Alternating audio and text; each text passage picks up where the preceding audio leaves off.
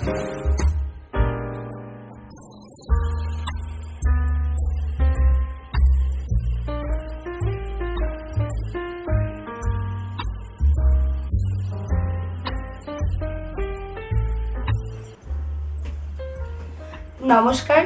আমি দীপিকা আর আমার চ্যানেলের নাম দীপিকার ফ্যামিলি।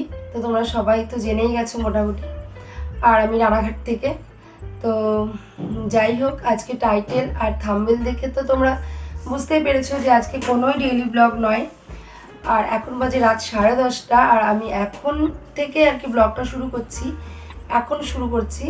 যাই হোক, সারাদিনে তেমনভাবে কোনো সময় সুযোগ হয়ে ওঠেনি এবং করে উঠতে পারিনি, তাই বাধ্য হয়ে এত রাত্রে। আর আরেকটা কারণ আছে এত রাত্রে ভিডিওটা শ্যুট করার। তার কারণ হচ্ছে, তোমরা তো সবাই জানোই যে আমি যেখানে থাকি বা যেখানে বাস করি চারিপাশে শুধু মেশিন, ইভেন আমাদের বাড়িতেও আছে, তো তোমরা সেটা জানোই। তো যদি আমি দিনের বেলা ভিডিওটা শ্যুট করতাম তাহলে আমার কথা তোমরা কিছুই শুনতে পেতে না, শুধুই মেশিনের আওয়াজই শুনতে পেতে। তো এই জন্য আমি এই রাতটাকে পারফেক্ট বলে মনে করলাম। রান্নাবান্না খাওয়া দাওয়া করে এই বসলাম। ভেবেছিলাম যে একটা শাড়ি পরেই বসবো, ভীষণ ইচ্ছেও ছিল একটা শাড়ি পরে বসার, কিন্তু কাজ করতে করতে এত টায়ার্ড, এত ক্লান্ত, আমার চোখ মুখ দেখে তোমরা বুঝতেই পারছো কতটা টায়ার্ড। তো শাড়ি পরতে আর ইচ্ছে করলো না, তাই এমনি চুড়িদার পরেই চলে আসলাম তোমাদের সামনে। তো চলো বেশি বকবক না করে, বুঝতেই তো পারছো টাইটেল আর থাম্বনেল কি নিয়ে। হ্যাঁ, এই দেখো আমার সামান্য সোনার জিনিস। এটা হয়তো তোমাদের কাছে অনেক সামান্য, কিন্তু আমার কাছে অসামান্য, আশীর্বাদের স্বরূপ আমার কাছে এই জিনিসগুলো। তো অসামান্য আমার কাছে এই জিনিস, অনেক দামি, অনেক প্রিয়, অনেক কষ্টের, তিল তিল করে জমানো টাকা দিয়ে কিন্তু আমার এগুলো করা। তো চলো বেশি বকবক না করে আজকে এই ভিডিওটা শুরু করি। বেশ কিছুদিন ধরে ভাবছিলাম যে গোল্ড কালেকশনের ওপর একটা ভিডিও বানাবো। তো যেহেতু তেমন কিছু জিনিস আমার নেইও, তবু যতটুকু সামান্য আছে, তো সময় সুযোগটা হয়ে ওঠেনি, আজকে হয়েছে। তো এই জন্য আজকে তোমাদের সামনে চলে আসলাম। চলো তাহলে প্রথমেই শুরু করা যাক এই আংটিটা দিয়ে। এই যে দেখো একটা আংটি, এটা হচ্ছে তোমাদের দাদা ভাইয়ের। তো এটা আমার বাপের বাড়ির থেকে দেওয়া হয়েছিল বিয়েতে। এই দেখো এইচ লেখা আছে মধ্যেখানে আংটিটার। তো এইটা হচ্ছে তোমার দাদা ভাইয়ের আংটি, বিয়ের আংটি যেটা, এটা দিয়ে আর কি সিঁদুরদান করা হয়েছিল। তো এই আংটিটা অনেক প্রিয়, অনেক যত্নের। তো এটাকে তোমার দাদা ভাই খুব একটা ব্যবহার করে না, রেখে রেখে ব্যবহার করে। তার কারণ হচ্ছে তোমার দাদা ভাইয়ের ইচ্ছে আরেকটা বানাবে। তো পরিশ্রম করছে, কাজ করছে, যখন আরেকটা বানাতে পারবে তখনই এটা পরবে। তবুও আগে পরতো মাঝে মাঝে, কিন্তু এখন বেশ তোলাই থাকে, দেখেছো? তো এটা হলো তোমার দাদা ভাইয়ের আংটি। আর আমাকে তো বিয়েতে তেমন ভাবে কিছু দেওয়া হয়নি, বাপের বাড়ির থেকে যা সামান্য দিয়েছিল সেটাই। এ বাড়ির থেকে আমাকে তেমন ভাবে কিছু দেওয়া হয়নি। আর দেওয়া হয়নি বলে আমি অনেক আফসোস করতাম, অনেক কান্নাকাটি, মন খারাপ করতাম। তো তারপর দুজনে মিলে, তো তোমরা আমার ব্লগে দেখতেই পাও আমি কেমন পরিমাণে পরিশ্রম করি। তো দুজনে মিলে খাটনি করে কাজ করে এই সামান্য কিছু আর কি দাদাভাই বানিয়ে দিয়েছিল। তারপরে চলো আরেকটা জিনিস তোমাদের দেখিয়ে দিই। তারপরে চলে আসি, চলো শাখা বাঁধানো। এটা কিন্তু ভেঙে গেছে।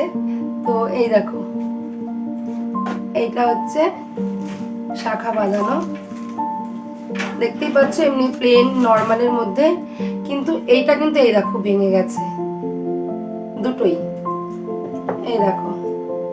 তো যাই হোক, এটা পরে সময় সুযোগ বুঝে টাকা হাতে হলে ঠিক করার ইচ্ছা আছে, ঠিক করব, খুব শীঘ্রই ঠিক করব।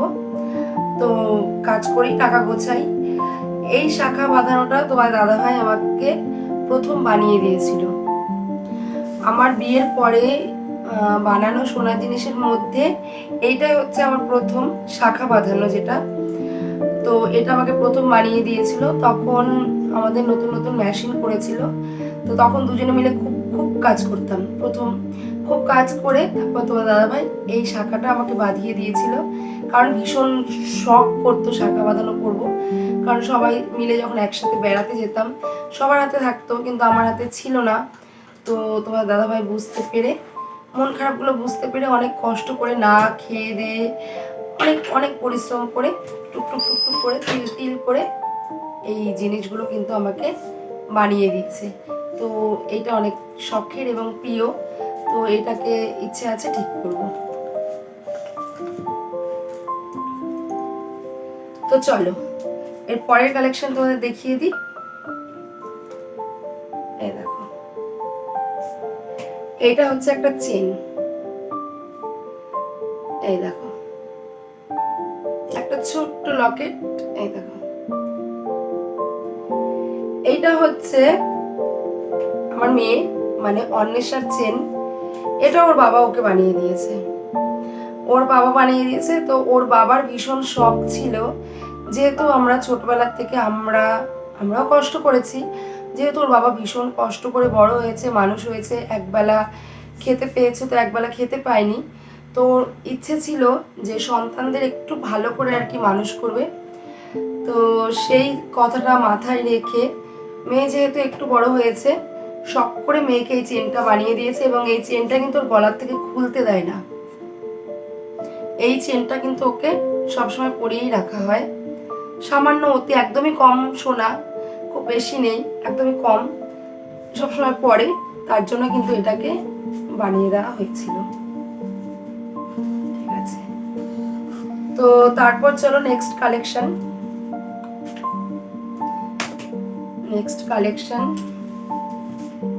এটা হচ্ছে, এই দেখো, এটা হচ্ছে আরেকটা চেন, এটাও লকেট। এই লকেটটা কিন্তু আমার পছন্দের, মানে তোমার দাদাভাইয়ের একদমই ইচ্ছে ছিল না যে লকেট দেবে, কিন্তু আমি ইচ্ছে করে লকেট দিয়েছিলাম। এই চেনটা একদমই সরু, একদমই কম সোনার মধ্যে। তো এইটা তোমার দাদাভাই আমাকে প্রথম বানিয়ে দিয়েছিল। আর আমি বলতাম যে আমার ভীষণ ইচ্ছে করে যে একটা সোনার চেন সবসময় পরবো। তো সেটা ভেবেই আমাদের কিন্তু বিয়ে হয়েছে আজকে 18 বছর। তো 18 বছরের মধ্যে কিন্তু আমার এই সামান্য সোনার জিনিসই, এটা টুকটুক টুকটুক করে টাকা জমিয়ে জমিয়ে তোমার দাদাভাই বানিয়ে দিয়েছে। তো আমাদের এই সামান্যটাই অনেক, মানে আশীর্বাদের ফল স্বরূপ। তো দেখো, এই দেখো এই চেনটা, এইটা বানিয়ে দিয়েছে তোমার দাদাভাই আমাকে। এটা আমি আগে সবসময় পরতাম, কিন্তু চেনটা আরো বেশি পাতলা হয়ে যাওয়ায় এখন খুলে রাখি। এখন কোথাও গেলেই ব্যাস পরি, তাছাড়া কিন্তু আর পরা হয় না। এই দেখো,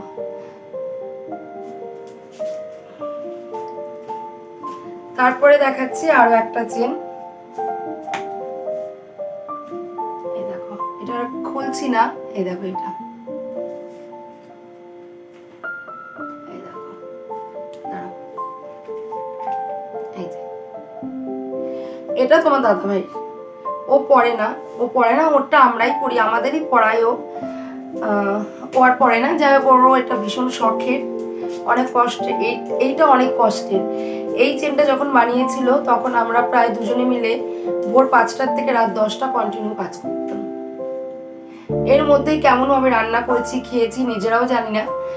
ওই পরিশ্রমের টাকা দিয়ে কিন্তু এটা করা। ঠিক আছে, চলো তারপরেরটা দেখাচ্ছি। এটাও আরেকটা চেন,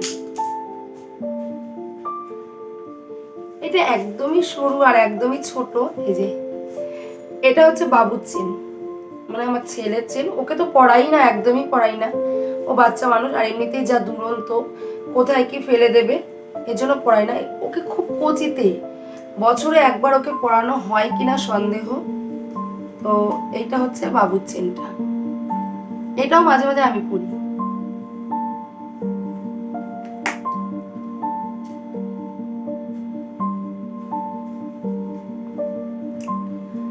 তারপর যেটা দেখাবো, এটা হচ্ছে এই যে পলার আংটি। এই আংটিটার একটা, মানে কি বলবো, একটা একটা গল্প আছে।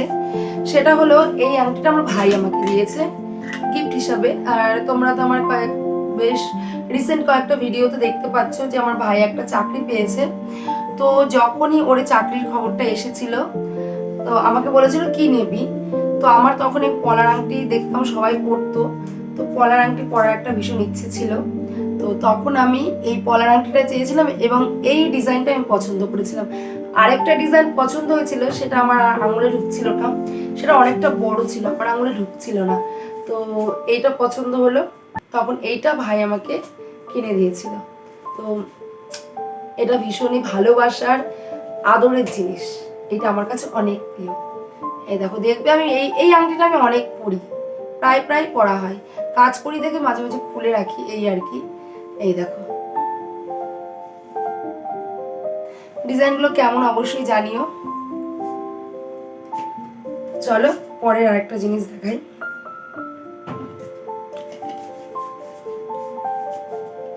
এই যে এইটা হচ্ছে আমার নতুন শাখা বাঁধানো। এইটা আর এখন বেশি রাফ ইউজ করি না, এইটা ওই কোথাও গেলে টেলে তখন করি। দেখেছো, এইটা হচ্ছে প্রদীপ যে ডিজাইনটা, ওই ডিজাইনটা, নিউ কিছু না, এটা একদমই ওল্ড একটা মডেল। তো যাই হোক, এগুলো সবই কিন্তু আমার ভীষণ প্রিয়। আর কি বলবো, মানে বললাম না, বারবারই বলতে ইচ্ছা করে, আশীর্বাদের ফলস্বরূপ এগুলো আমার কাছে। চলো, আর তেমন কিছু সোনার জিনিস আমার নেই। আরেকটা যেটা দেখাচ্ছি,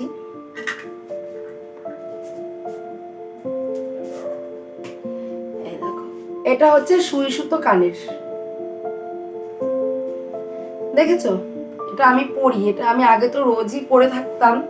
তো এই সুচটা দুবার ভেঙে গেছিল দেখে তারপর থেকে আর সবসময় পরি না, কোথাও ঘুরতে ঘুরতে গেলেই পরি একমাত্র। এই বাপের বাড়ি বা কাছে কাছে কোথাও গেলে তখনই পরি এই কানেরটা। অ্যাকচুয়ালি এই কানেরটা আমাকে বানিয়ে দেওয়া হয়েছে কখন, সেই গল্পটা তোমাদের বলছি। তোমার দাদাভাই একবার ভীষণ পরিমাণে অসুস্থ হয়ে গেছিল, মানে অসুখ করেছিল। তো সেই সময় আমার বিয়েতে যে কানেরটা দেওয়া হয়েছিল, তো সেই কানেরটা বিক্রি করে ওর চিকিৎসা করা হয়েছিল। সেই কানেরটা বিক্রি করে। তো তোমার দাদাভাই তখন ভীষণ মনে মনে কষ্ট পেয়েছিল এবং কান্নাও করেছিল যে শরীর খারাপের জন্য কানেরটা বিক্রি হয়ে গেছে। তো তখন আমি একটা কথাই বলেছিলাম, মানুষ বেঁচে থাকলে কানের এরকম অনেক হবে। তো তোমার দাদাভাই যথারীতি ভগবানের আশীর্বাদে সুস্থ হয়ে বাড়ি এসছে। আসার পর মানে খেয়ে না খেয়ে প্রচন্ড কষ্ট করে আমাকে এই কানেরটা বানিয়ে দিয়েছে এবং বলেছিল যে তোমার হয়তো সেটা ফিরিয়ে দিতে পারবো না, তবে এইটা বানিয়ে দিলাম, এটা তুমি পরবে।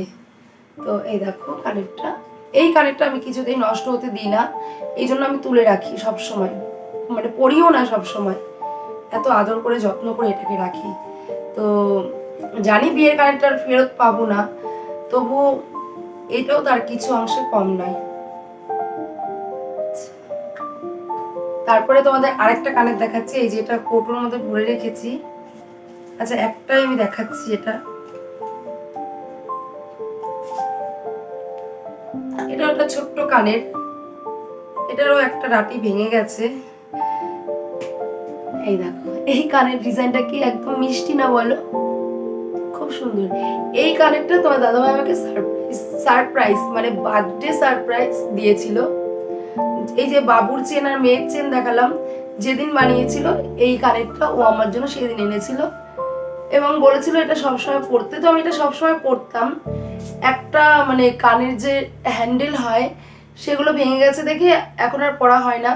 তো ভাবছি বেশ কয়েকদিনের মধ্যে একটু সময় সুযোগ বুঝে হ্যান্ডেলটা সারাই করে আনবো এবং কানেরটা আমি সবসময় পরবো। আর কানেরটা পরলে খুব সুন্দরও লাগে দেখতে, ভীষণ মিষ্টি লাগে দেখতে।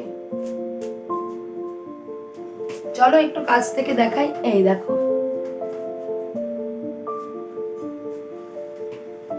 ঠিক আছে। তো এই আমার গোল্ড কালেকশন, সোনা বলতে আমার আর কিছু নেই, এইটুকুই, জাস্ট সামান্য, মানে আমার কাছে অসামান্য এইটুকু। কারণ আমার এইটুকু সোনার জিনিস বানাতে যে কত পরিশ্রম, এর মধ্যে মানে সোনা বলতে গেলে কম, বলতে গেলে রক্ত আর ঘাম বেশি।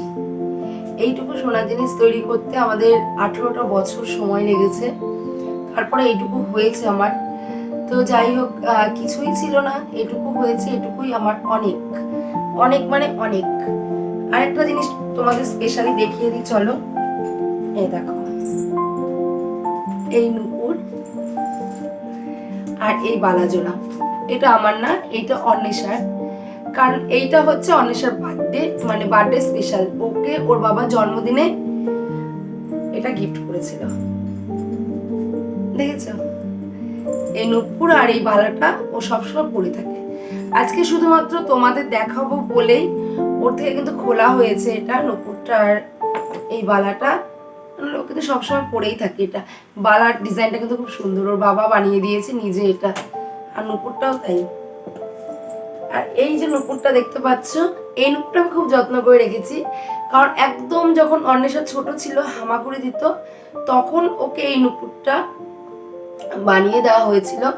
কিন্তু হামাগুড়ি দিতে গিয়ে বা হাঁটতে গিয়ে একটা নুপুর কোথায় পড়ে গেছে, কে পেয়েছে সেটা আমি ভালো মতোই জানি, আর কে যে লুকিয়ে রেখেছে সেটাও ভালো মতো জানি, কিন্তু মুখ ফুটে কখনো বলি না। তাই যাই হোক, এই নুপুরটাকে আমি খুব যত্ন করে রেখে দিয়েছি, কারণ এই নুপুরটা দেখলেও ছোটবেলার কথা আমার মনে পড়ে যায়।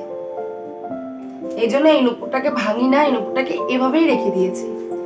তো এই মোট ও নুপুর, এটা ও সবসময় পরে।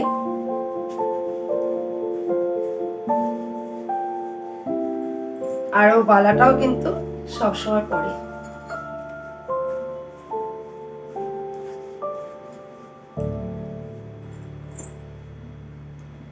তো আমার গোল্ড কালেকশন বলতে এটাই। আর একটা জিনিস আছে, মানে সবই ভেঙে চুরে রয়েছে আর কি, কিছুই ঠিক করা হচ্ছে না, সবকিছু ঠিক করতে হবে। এটা হচ্ছে আইএসপি, অনেকে নোয়া বলে থাকে। তো এটাও দেখো যে পাতটা উঠে গেছে, এটাও ঠিক করা হয়নি, খুলেও গেল, দেখেছো? তো এটার মধ্যে একদম সামান্য সোনা আছে, এটা তোমার দাদা ভাই আমাকে বানিয়ে দিয়েছিল, সবই ওই বানিয়ে দিয়েছে। এখানে আমার যা সোনার জিনিস দেখছো সবই ওই বানিয়ে দিয়েছে। এটাই লাস্ট সোনার জিনিস, তেমন আর কিছু নেই। আর এই যে দেখতেই পাচ্ছ, সবসময় উপরে কানের একটা পরি, এটা এই যে পরে আছে এখনো ছোট্ট, আর আর এই নাকের, ব্যাস এই আমার সোনার জিনিস, আর এই আমার অলংকার, এই আমার অহংকার, ব্যাস।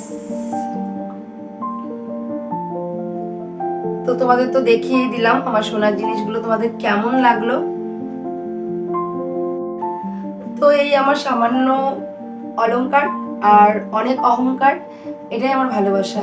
তো আজকে আমি তোমাদের দেখাবো বলে এই সোনার জিনিসগুলো এনেছি, আর এই সোনার জিনিসগুলো আমি কালকে সকাল হলেই সুরক্ষিত জায়গায় রেখে দিয়ে আসবো, কারণ আমি এগুলো বাড়িতে রাখি না, যেটুকুই আছে একদম তিল তিল করে জমানো জিনিস, তো ভয়ে বাড়িতে রাখি না।